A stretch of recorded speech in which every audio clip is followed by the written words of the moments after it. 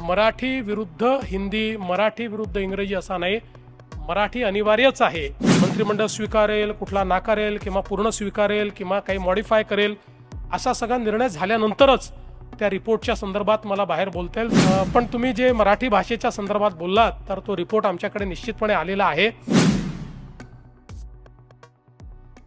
प्रयत्न या माध्यमातून आम्ही करतो. खरं म्हणजे मला किती वेळ दिला मला माहीत नाही, पण मी खूप वेळ बोललेलोच आहे ऑलरेडी, ते फार वेळ बोलणार नाही.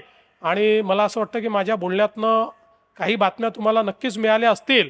भले कॉन्ट्रोवर्सी काही मिळाली नसेल, कारण मी ठरवलंच होतं की कुठली कॉन्ट्रोवर्सी द्यायचीच नाही, सकारात्मकच बातमी द्यायची, नकारात्मक बातमी द्यायचीच नाही. त्याच्यामुळे पण तुम्ही जे मराठी भाषेच्या संदर्भात बोललात तर तो रिपोर्ट आमच्याकडे निश्चितपणे आलेला आहे. आता त्या रिपोर्टवर आमची मंत्रिमंडळ आमचं हे चर्चा करेल आणि मग त्यातलं कुठला भाग मंत्रिमंडळ स्वीकारेल, कुठला नाकारेल किंवा पूर्ण स्वीकारेल किंवा काही मॉडिफाय करेल असा सगळा निर्णय झाल्यानंतरच त्या रिपोर्टच्या संदर्भात मला बाहेर बोलता येईल. तोपर्यंत प्रोप्रायटी मला ते बाहेर बोलू देत नाही.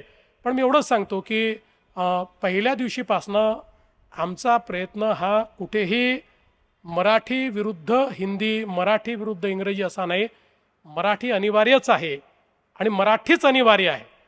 इतर भाषा या शिकल्या पाहिजेत या संदर्भात आमचा एक प्रकारे मला असं वाटतं की NEPच्या माध्यमातून जो काही त्या ठिकाणी एक पॉलिसी आलेली आहे, ती पॉलिसी आपल्या राज्यात कशा पद्धतीनं अडॉप्ट करायची हा आमचा प्रयत्न आहे. कारण बहुभाषिक होणं याचा निश्चितपणे व्यक्तीला फायदा मिळतो आणि म्हणून त्या दृष्टीनं हा जो काही रिपोर्ट आहे त्या रिपोर्टच्या संदर्भात योग्य वेळी आम्ही निर्णय घेऊ. पण आज या निमित्ताने मी लोकसत्ताला मनापासून धन्यवाद देतो आणि दरवर्षी संपूर्ण वर्षातल्या ज्या घटना असतात त्या घटनांचं प्रकाशन देखील लोकसत्ता करत असते. त्यामुळे एक प्रकारे रिकॅपिंग ज्याला आपण म्हणतो की ते वाचलं तर वर्षभरात काय झालेलं आहे या सगळ्या गोष्टी आपल्याला निश्चितपणे समजत असतात.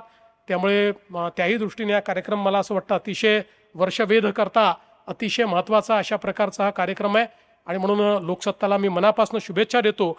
आणि माझं लांबलेलं भाषण आपण शांतपणे ऐकलं आणि आता ते उद्या शांतपणे रिपोर्ट देखील कराल अशी अपेक्षा व्यक्त करून मी माझे 2 शब्द संपवतो. धन्यवाद. जय हिंद, जय महाराष्ट्र.